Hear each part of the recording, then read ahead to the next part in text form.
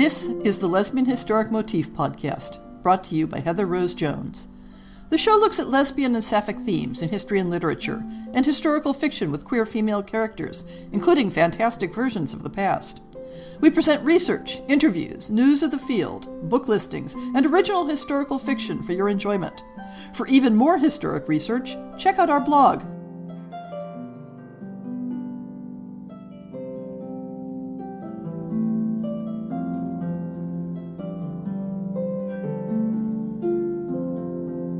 This installment in the Lesbian Historic Motif Podcast series on our favorite tropes once again pairs two tropes that make an interesting compare and contrast set, titled Aristocrats and Billionaires. These two character-based tropes revolve around the premise that power and privilege is sexy, whether that power derives from a fixed social hierarchy or from extreme wealth. But these tropes intersect with gender issues in historic settings in very different ways, as we shall see. Let's begin by reviewing what we mean by trope. In the context of romance novels, it means a conventional story element that is used regularly enough to have acquired a whole context of meaning that connects the story to others using the same trope. The trope may be a type of character, as in the current instance, or it may be a situation or a sort of mini-script that the characters engage in. In this series, we begin by examining the structure and assumptions around a trope as it typically plays out in male-female romance plots, and then reviewing how that structure or those assumptions change when a female couple is involved. The changes may depend on the specific historic and cultural context of the story. In general, I'll be looking primarily at Western culture, and especially stories set in the British Isles, due not only to the way my research skews, but also because of the popularity of those settings. Let's put some cards on the table right off, and note that when we're talking about aristocrat romances, we're talking about the fantasy of hot, young, wealthy, single aristocrats. Or at least 3 out of 4. Within a male-female romance, the aristocrat is almost always the man, and we'll get back to that topic in just a moment. While the female love interest is very often, though not always, not of the same class. A large part of the appeal comes from the Cinderella framework. A deserving woman of lower social status is given access to the world of aristocratic wealth and privilege via marriage to a duke or whatever. Often, the plot tension comes from her rejection of the attraction of that privilege, such that the aristocrat needs to woo her on the basis of personality, rather than being able to leverage his wealth and social power to get what he wants. In contrast to the billionaire, which we'll get to later, there will be considerations of family status and lineage. He needs to think about producing heirs. He needs to maintain the honor and dignity of his name. These factors may either drive the plot directly, or may be explicitly violated. Or perhaps the aristocrat has taken advantage of his social privilege to get away with bad behavior, and the love interest is either put off by this, or is the one woman who sees through to the heart of gold within. The romantic resolution in a marriage plot provides the love interest with two things that, in a male-female romance, come bundled together. She gets access to the social power and privilege that accompany her partner's aristocratic title, and she gets elevated to his social rank and given her own aristocratic title.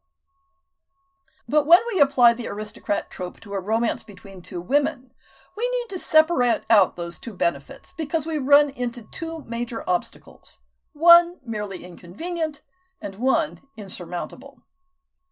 The insurmountable problem is that, until very, very recently, there is no social context for same-sex marriage to be a conduit for gaining aristocratic status.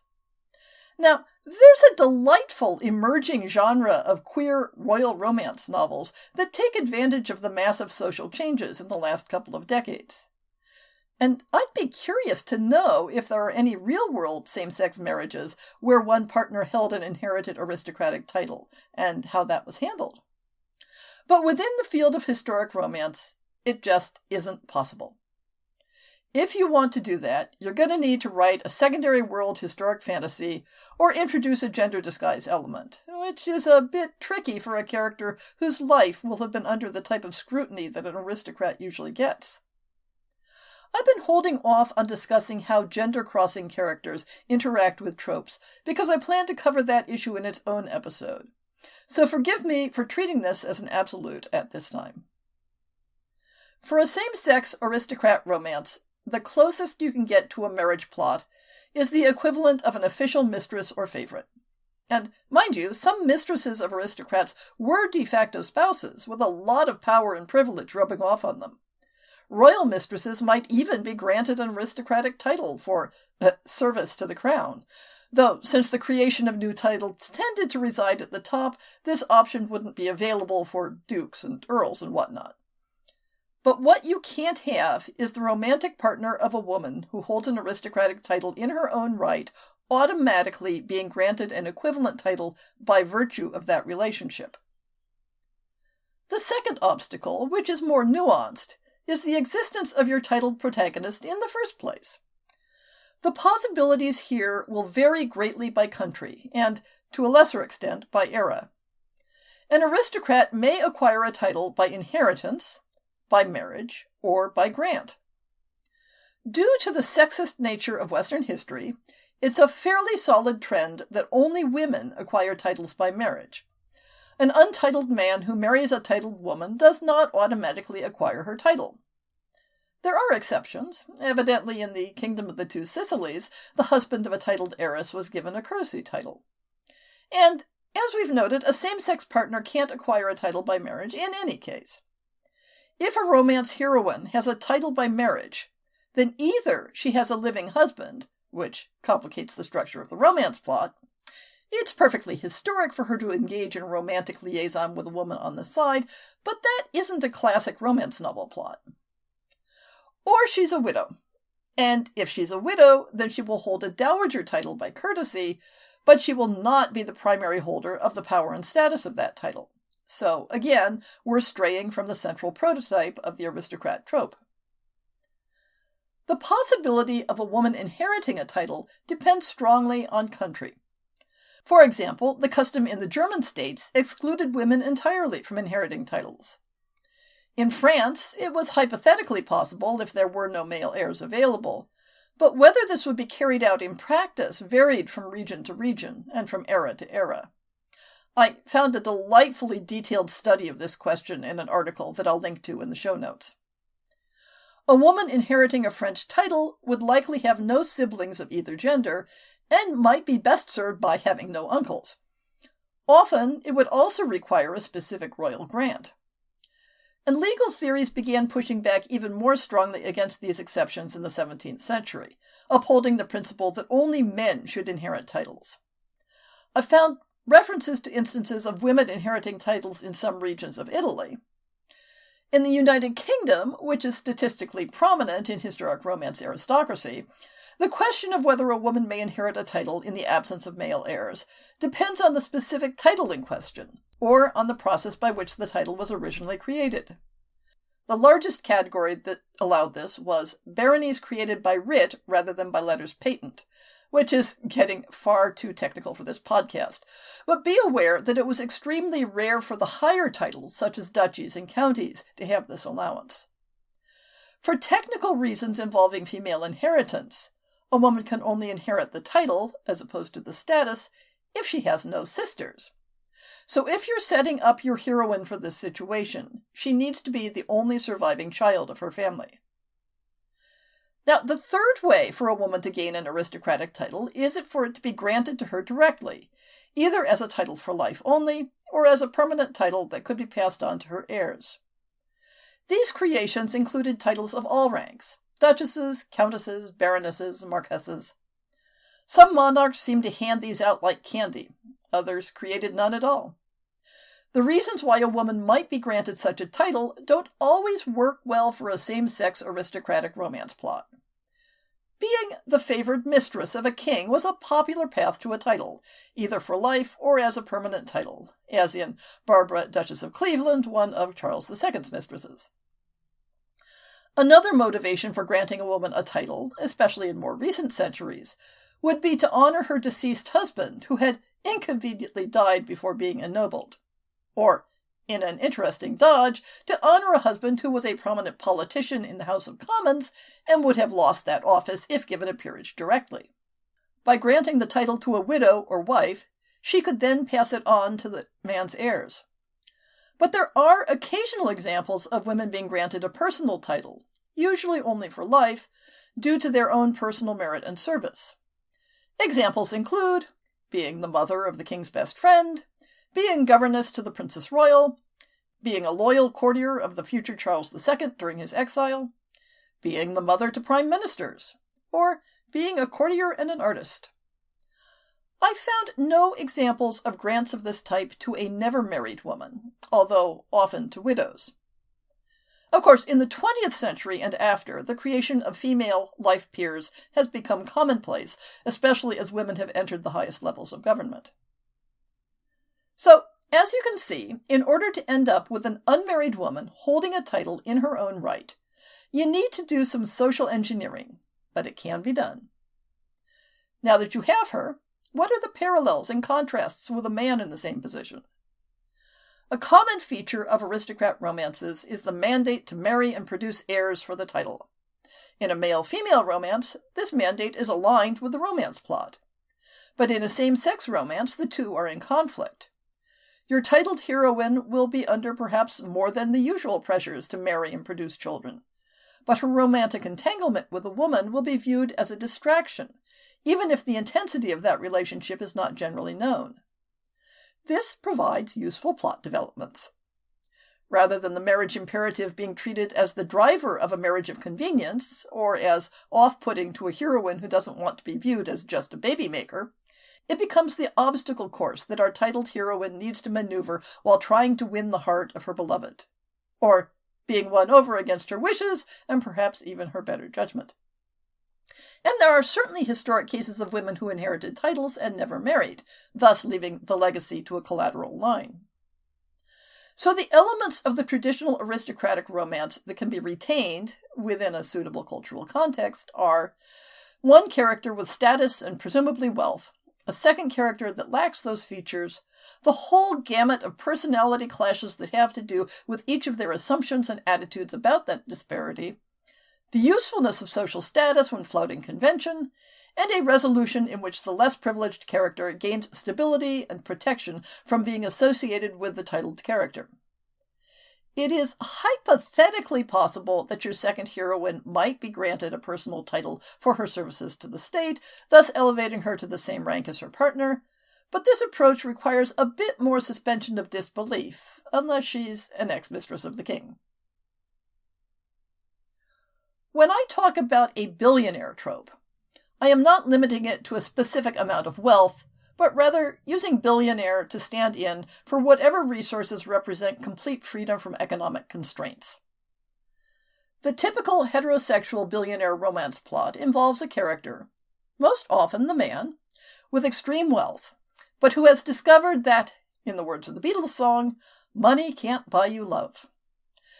They may have a well-founded suspicion that potential partners are gold diggers. They may have been so focused on managing their financial life that they have neglected to build personal relationships. They may simply represent a fantasy of luxurious living. Most typically, the romantic partner contrasts greatly in financial status.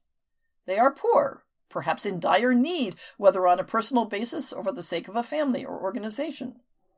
Or perhaps they aren't desperately poor, but simply of typical income, meaning that their financial life operates on an entirely different level. The billionaire represents either the answer to desperation or access to a fantasy lifestyle. But at the same time, there is a structural power imbalance that can contribute barriers to the romance. There are variations within this structure. Does the poorer partner know about the other's wealth? Is there a dynamic to the relationship above and beyond money that makes it difficult for the poorer partner to walk away, or for the richer partner to trust their sincerity? Do they begin with something resembling an employer-employee relationship that develops into romance? Or do they fall in love first, only to find that the financial contrast causes problems? Is the billionaire's money based on an inheritance, or have they accumulated wealth on their own? And in our current culturally sensitive age, we should ask how that wealth was accumulated.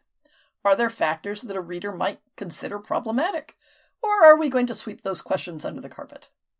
But because this is a romance, we know they work out their problems and achieve a personal merger, bringing the love interest into the world of wealth and the privileges it offers, while perhaps inciting the billionaire to achieve a better work-life balance.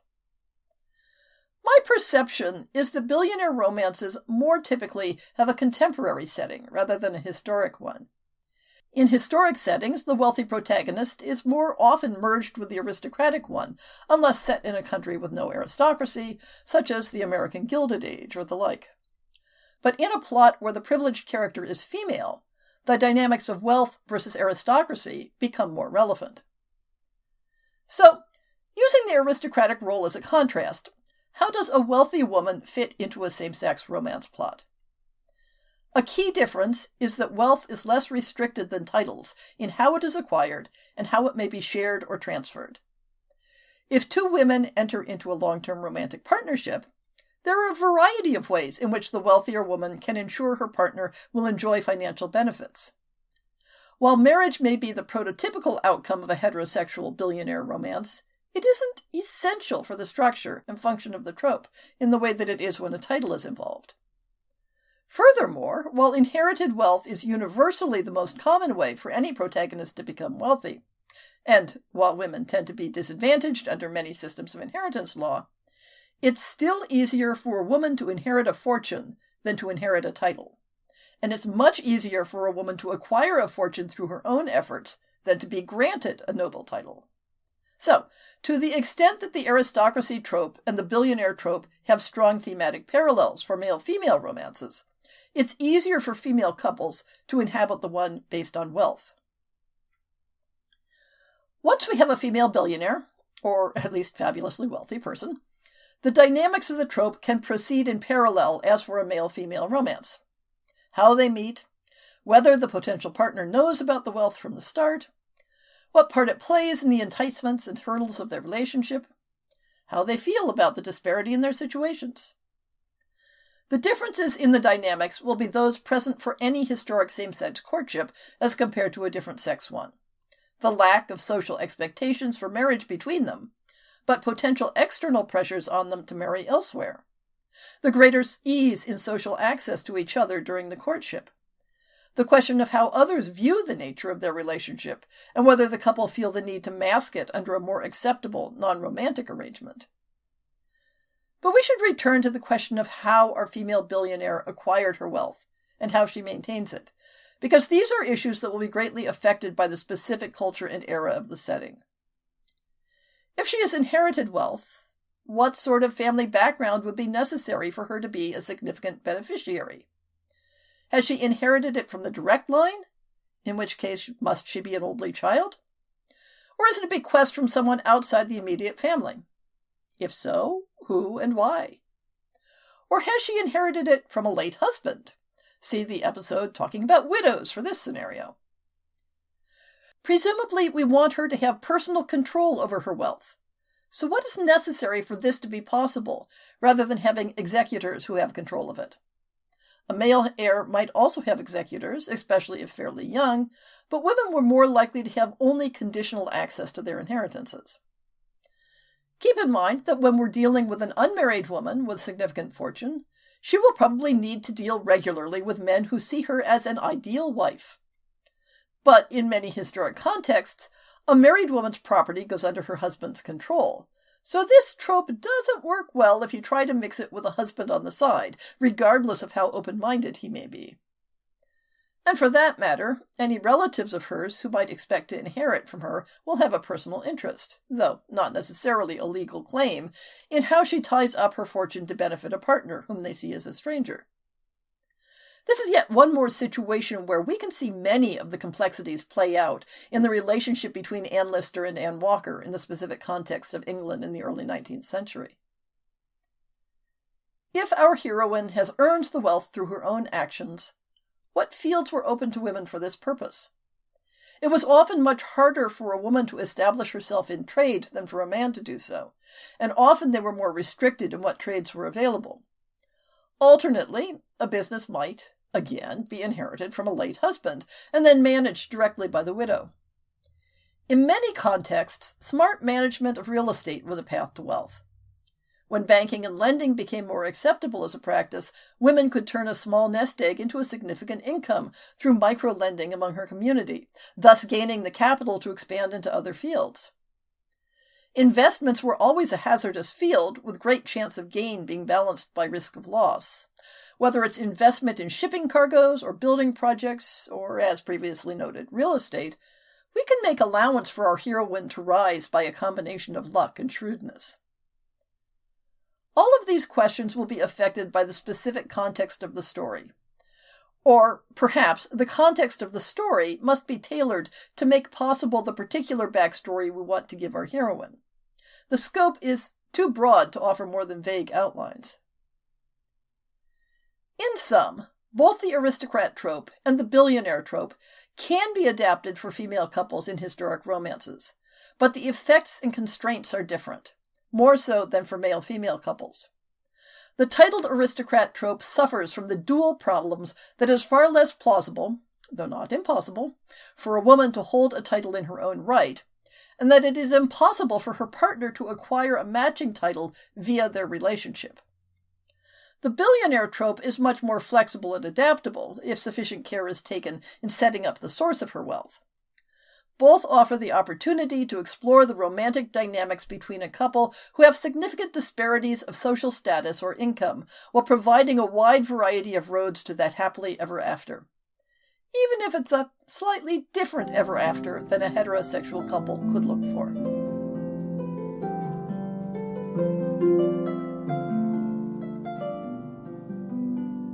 I hope you've enjoyed this episode of the Lesbian Historic Motif Podcast. See the show notes for links to people and topics. Most shows will have a transcript linked as well. If you have a book announcement, a topic suggestion, or might like to appear on the show, please drop me an email. If you enjoyed this podcast, please rate it and subscribe on your favorite podcast app, and consider supporting our Patreon.